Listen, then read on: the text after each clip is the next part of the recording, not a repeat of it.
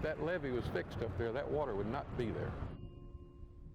After several seasons of flooded farmland and lost crops, David Willis is calling it quits.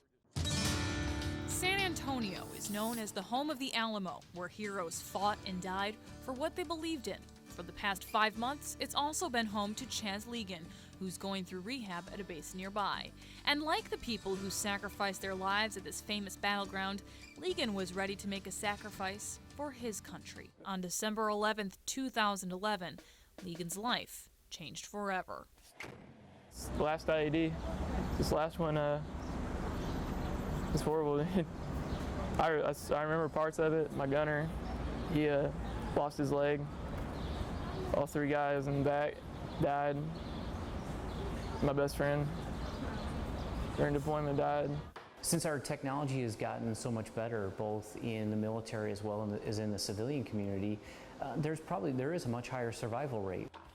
Louis Stout is the chief nurse for the Burn Center at the Institute of Surgical Research in San Antonio. He says injuries that would have killed a person 20 years ago are now quite treatable. 40 years ago, a burn patient with about a 30% burn had about a 50% chance of survival. Now it's almost an 80% burn. So if you have up to an 80% burn, you have a 50% chance of survival. So that's how you score glass. Once design plans are finalized, the real work begins. The cutting and breaking, putting the pieces together like a puzzle. Push it into the wheel. The foiling and soldering. And then they're still not done. The piece has to be cleaned. Dip it in here and paint it on the silver. But it's a labor of love for Ruth. When you ask her why she loves it so much, she tells a story of a Noah's Ark scene she created for a daycare center when her career was first beginning. The reaction from the toddlers when the window went up was priceless.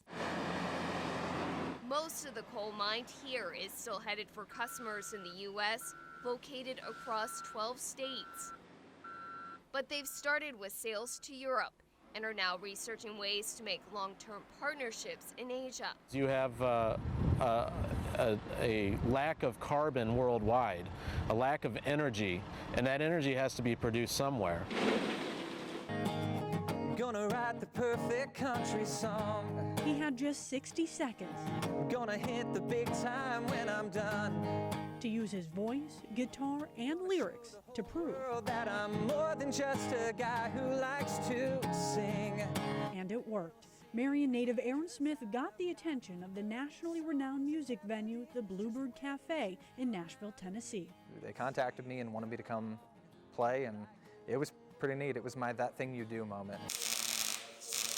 Customer orders continue to come in, and Mike and his son Jim work a lot of hours just trying to keep up. So of course they had no problem letting me help out. To begin their project, workers blow away excess broken rocks. These rock mixture fillers are heated to 200 degrees. So when it's pressed into the road, it should stay there. A pug mill comes in once a year to our northeast yard. We make about 300 tons of it a year.